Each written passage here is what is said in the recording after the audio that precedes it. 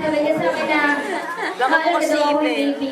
Tuloy nga po lang ako naisip ko yun. Parang iba po pala yung sa akin nila tao, maging handa ka lang po sa mga mangyayari.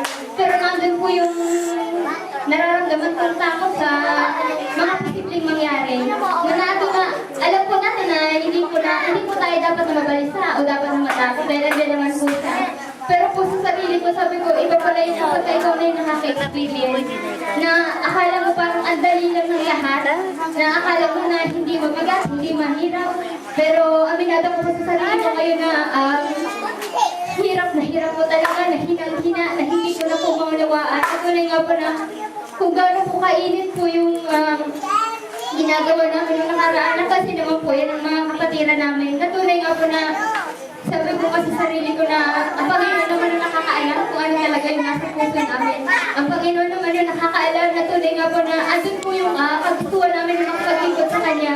Andun po yung kagustuhan namin na makadalo sa mga gawain. Kaya nga po sabi ko lagi po sinasabi sa mga kapatiran maging kasi Sir Primo po na nawa po na andun po yung pag-unawa po nila sa sitwasyon namin na ano po naman po na naunawaan naman po nila.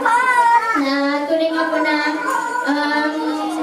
maging ganun po, maging dumaranas po tayo ng mga pagsubok po sa buhay.